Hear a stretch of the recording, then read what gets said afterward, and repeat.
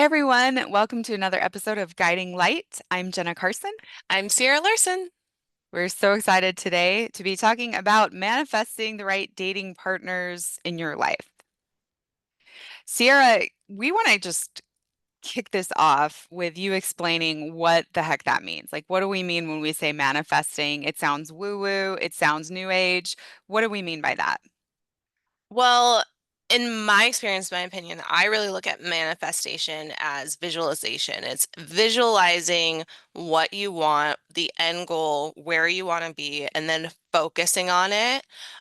When I explain it, I describe it as thinking about a red Mustang. I'm saying red Mustang, you're visualizing a red Mustang, and then you go out into the world today, or you might be driving right now, and you're going to start noticing all of the red Mustangs because you're focused on it. You've visualized it and now you're focused on it as you're going about your day, as you're driving through the street, you're seeing and noticing something that you've already looked for. And so that's how I think of manifestation is looking for and visualizing what you want and then working towards it with that visualization and having focused and intentional energy put into getting towards what you're visualizing. So that's how I would describe manifestation. What do you think, Jenna? What would you? I agree. It's a powerful way to use our brain to work for us, to work toward goals with intention. And 2024, last year, was kind of my year of manifestation. What had happened was at the end of 2023, I felt guided to do something I hadn't done before, which was to make a virtual and online vision board. And so I used Canva and started just imagining my year of my next year of life, what I wanted it to look like. And I had images and I had goals that I wanted to accomplish. And amazingly, this is amazing to me. Like almost everything on that board happened. Um, there's one thing that hasn't happened yet, which I haven't yet found a publisher for my book, but I'm making really good progress on that. And so I was like, whoa, there's something about these vision boards that is working. And I think it was the intention and focusing my efforts on making those things happen. But also, there was this sort of interesting synchronicity, like divine help. It just also seemed like there were things that flowed that were out of my control and just worked together in my favor. So that was really interesting. Um, one other thought I had is I need to share this story with you because we're going to talk today about my dating life. Sierra, Sierra promised you all, we would talk about the new man, and so this is fun. Um, but also what happened when I made that vision board for 2024 is I also made a vision board for what I wanted in a partner. And it had been a really rough go for me. I mean, I've talked in the last couple episodes about my terribly painful divorce stories, my painful experiences with men.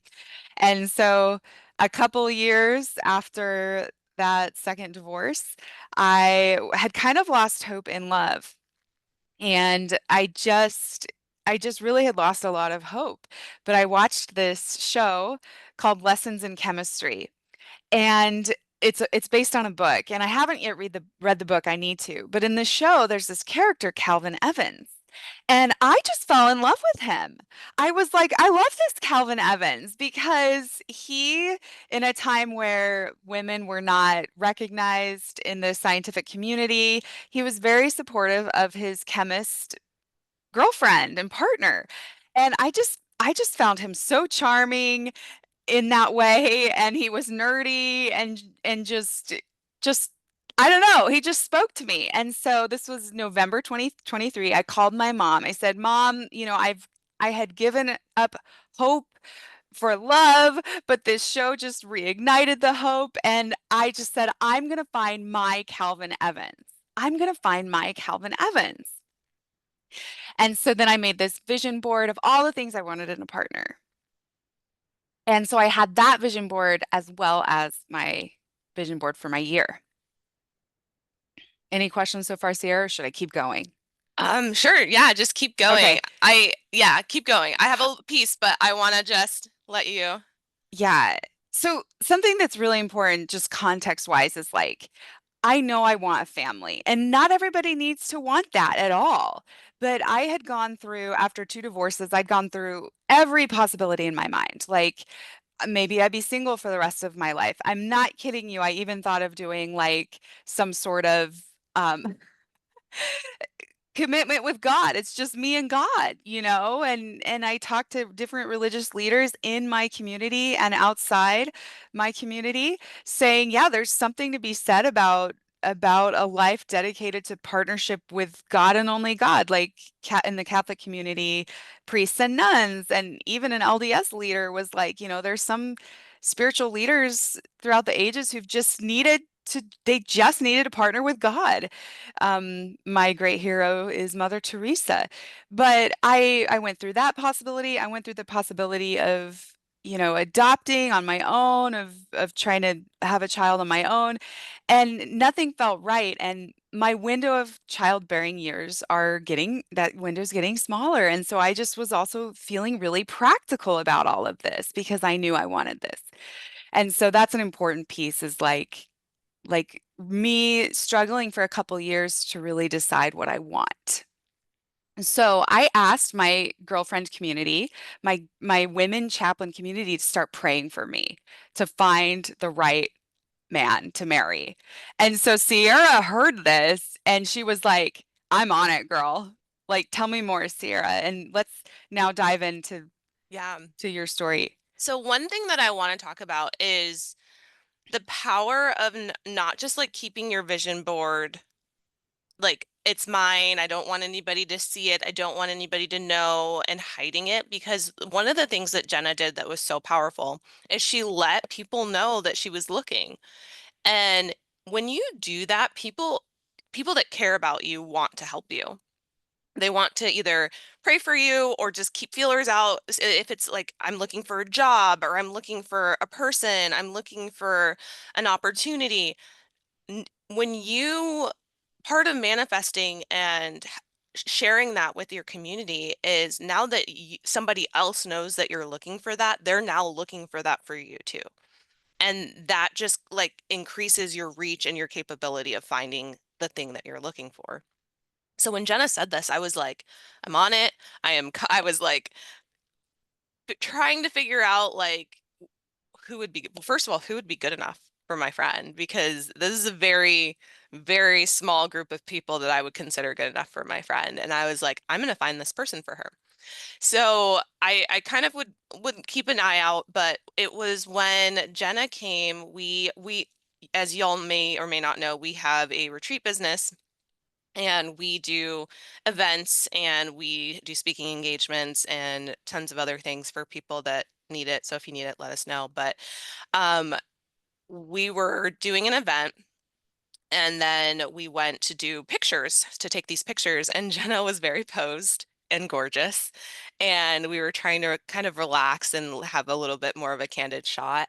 And so Jenna goes, okay, well, tell me about my perfect man. And I was like, ooh, okay. And so I start describing this man. I'm like, he's 6'3". He's he's got these really kind eyes, tall, dark, and handsome. None of this was on my vision board, by the way. Sorry. And yeah, yeah, I didn't But know. Sierra was just like seeing her own vision. Like I had emotional, and psychological and behavioral traits on my board and like life values. And she was like physically describing this man. Yeah, down to his hobbies, down to I said this is the thing that kind of shook me. I said he's smart but not arrogant. He is a very smart man, but he is not arrogant. He will never talk down to you. Um and it was just so interesting. I think I even said like one of his hobbies is he plays the guitar. You did Um say that. I did say that. You did. And and I just keep going about this man. I think I said like he has an amazing smile, great teeth, and he has an infectious laugh. When he laughs, other people want to laugh too. Like, and he's just a joy to be around, very considerate, kind, treats her like a queen, all of these things that I thought this is a man that's good enough for Jenna. So it was a whirlwind of a weekend. We got our pictures taken. That was Saturday. Sunday, I had to speak as the Stake Relief Society president. So like a regional pastor, I was giving a sermon at one of our local. one of our local congregations for trying to use both languages. But I was speaking at a ward. And she had just dropped me off at the airport because I had to Yeah. leave. So I had done my speaking engagement on Saturday. She dropped me off at the airport and she like had almost considered finding somebody else to speak. I didn't even write the talk. I didn't write the sermon. I was just like, Hmm. God, you're just going to give me words today because we just had a whirlwind of a weekend. So I had some ideas, but mostly I was just going to go in there and like preach what God told me to preach. And so it was so interesting. So I dropped her off. I went back, I was speaking, and when you speak in our congregation, you sit up on the pulpit, like you sit up on the stand. So I'm sitting up on the stand, and this man comes in, and he's tall, and he's like got like kind of olive skin tone, at least I thought so at the time, and like dark hair, and I was like, and he's just kind of stoic. He's got this like jawline, and I just was like, Jenna. Like, that's all I could think. I was like, Jenna, and he's sitting by himself. I'm like, I don't know. We have to ask him. He probably, I don't know if he knew that I was staring him down, but I was like staring him down.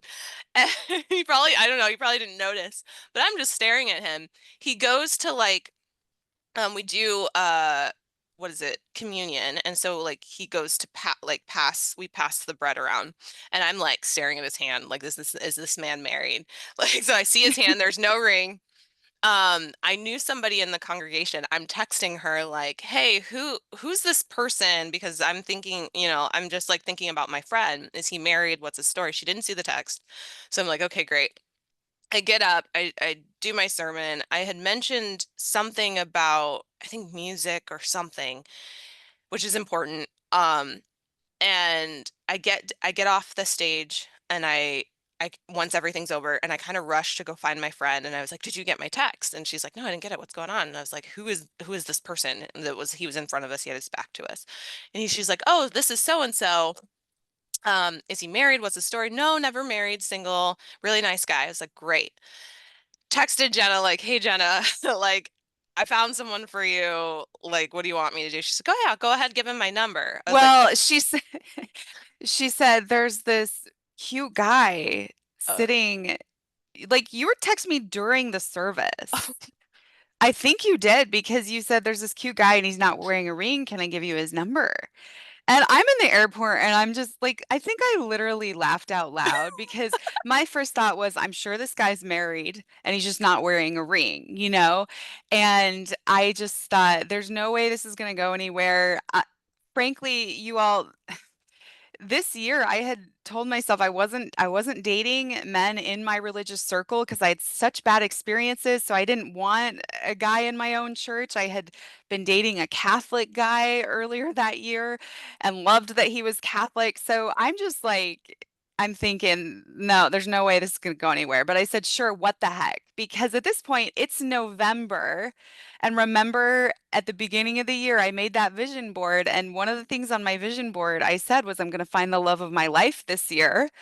And I'm like, time is ticking. I'll do anything, you know? So I said yes. so I'm like, okay, now I need to talk to him and it's going to be kind of awkward. Maybe he's seeing someone, like, how do I bring this up? Like, it's going to be a little weird. So, I'm in the hallway and he comes up to me and starts telling me about something in my story about music and shows me a picture of him playing the guitar.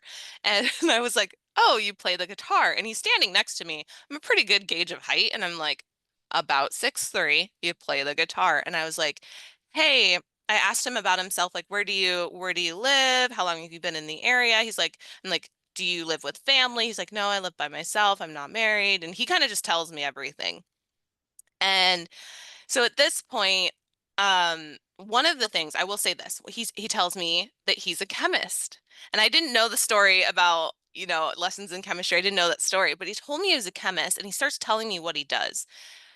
I appreciated that he starts talking about chemistry as if I know everything about chemistry as an equal, as a peer, and allowed me to just say, I have no idea what you're talking about. But he never talked down to me, and I love that. He never, mansplained me or, anything like that. He was just so respectful and then allowed me to say, could you explain more about that? And then he kind of, broke it down a little bit more.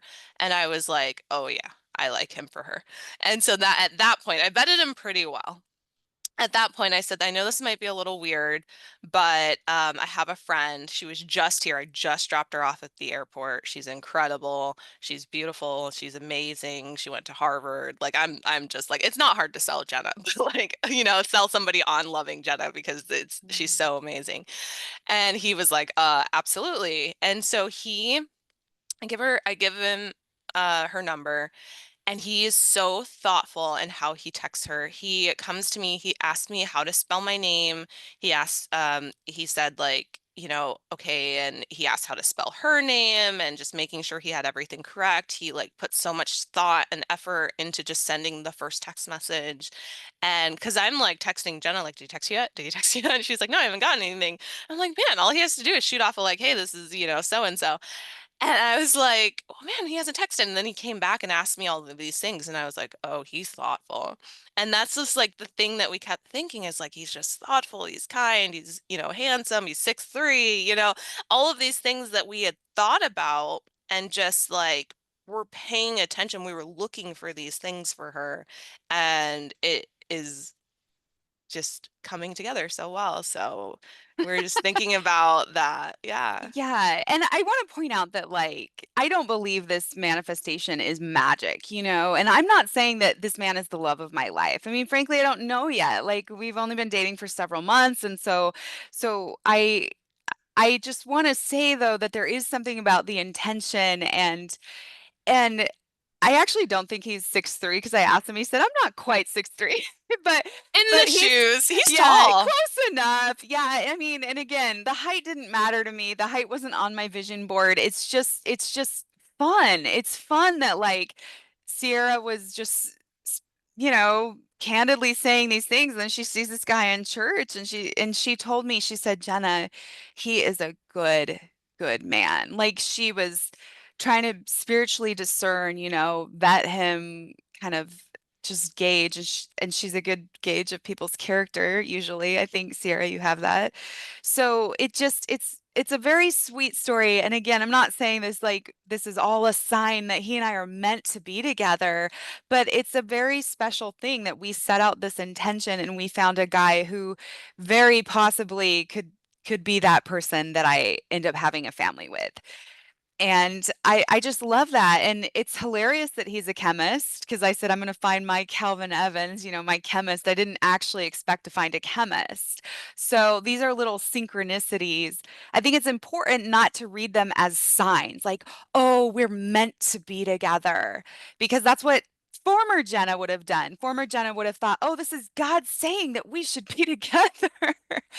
But there's human agency. And so as I'm dating him, and we'll talk more about this in the next episode, while he and I are dating, I'm discerning, I'm thinking about, how we're working together, um, and I'm taking my personal agency and his agency into consideration. I'm not saying, oh, let's get married tomorrow. So I just think that's really important to make that distinction of like, yes, we can manifest and do things with intention, and I can start dating someone wonderful. That doesn't necessarily mean that I'll get exactly what I wanted when I made that vision board, but this is a positive thing in my life. This is a positive development, and I'll see where it goes. Yeah, I love that. And one of the things that I love that came from this too, and we talked about this, I think, a couple episodes ago, but Jenna has gone through such an amazing journey and healing journey. And it took a lot of that healing to realize what she deserves and to be Yes. open and ready to receive the person that treats her the way that she needs to be treated. And I think that that is what makes this person so special. I think for me, for her, because I'm so protective of her. I love her so much. I'm so protective. But why I feel okay, with this person, with her, is because I know he treats her so well. I know that he is a very intentional and committed person, and somebody that you can trust your friend with. Um, Maybe it works out, maybe it doesn't, but I think that there are certain things and qualities, and I know we're kind of joking, and it's a fun story to talk about him being 6'3" or like what he looks like or anything, but I think when you have had such difficult struggles, sometimes it's hard to trust yourself to make a decision the next time. And what Jenna has been able to do, which is so admirable, is to take the lessons from her past relationships and understand very clearly what it is that she needs. She needs someone, if you haven't listened to this episode, go back to the first episode of the series, Divorce is Not a Failure. But she's learned that she needs someone that treats her really well, that's respectful, that's caring, that's kind. She learns that she needs someone committed and that is a man of his word, that when he says he's going to do something, he does it, and that he's committed to her. And and all of the other things that she's learned through those experiences that she now needs in a partner. And once she has discerned that and realized, okay, I know what I need, I know what I'm worthy of, and I know what I will tolerate and what I won't, now she can make a decision from this healed person, this healed self. And I think that part of manifestation is that of knowing what to accept into your life and what you will not. And and we're using this word discernment, but it's kind of like a filter. It's like I will open this door for this opportunity, or I will close this door because this is not something that a road that I want to go down.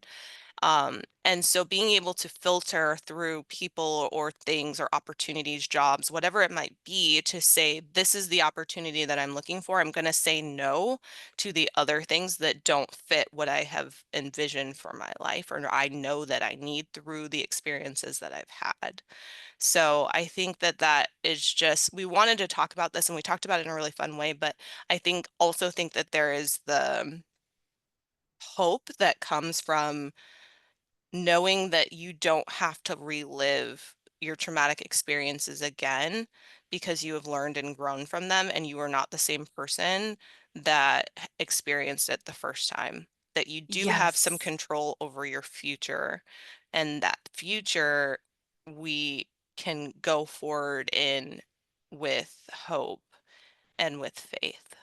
Yes. And Sierra reminds me of that. I mean, seriously, I just want to be really transparent and tell listeners that just a few days ago I was struggling with a decision regarding the relationship, and I told Sierra, I said, I just don't I have trouble trusting myself to make decisions. I still have trouble after the divorces, like trusting my gut, my intuition and things. And so find a friend who reminds you that like you're not the same person anymore and that you do have ability to make the best decisions for your life. So I'm grateful for Sierra for reminding me because this really is a healing journey. And, just because I met an amazing man doesn't mean that suddenly things are fairy tale perfect. And I also wanted to tell listeners before we close that this vision board, it motivated me to do the work that would put me in a situation where I could meet the love of my life, potentially. So, like, for example, I got on several different dating apps, and some of them were so bad I just deleted them like within a day. I paid for eHarmony. And eHarmony is expensive. And I'm not saying everybody should pay for eHarmony. I truly only recommend that if you live in a big city, by the way. But um, it was an investment, and I I met a great guy who lived in New York City. I was doing a long distance relationship from January to July of 2024, and you know. We were both, he and I were investing time and money to fly out to see each other. And then when I actually felt that he wasn't the right person for me, it was very hard to break up with him because I was like, well, my vision board, like I want him to be the one. There's no way I'm gonna find somebody else better than him. Like I've I felt myself like wanting to make that relationship work to fit the vision, if that makes sense. But through prayer and discernment and journaling and working with a therapist, I realized no, no, no, it's not going to serve him or myself to stay in this relationship. So I ended that relationship. And then it was a few months later in November that Sierra met this wonderful guy. So I just share that like there are ups and downs and again, like everything on my vision board hasn't come true, but like it elevates your vision. It helps you not settle for less. And I do think that the man I'm dating right now fits he fits the vision board I made for my dating. And Sierra said regardless of what happens with him, he has set the bar high. He has set a standard of how you should be treated. So that's all I have to say about that. So we just invite you to get really clear about what you want, what would fill you up, what would make you happy, what would bring you peace, and to put that on a vision board. We actually, if you go to our website, we'll link it. We have a training on how to do a vision board. I know everyone's like, yeah, you just put it up there and you look at it. No, there is a distinct way. We have Tiandra File who teaches how to do a vision board, and it's an amazing, amazing training. Trust us. Obviously, it can work.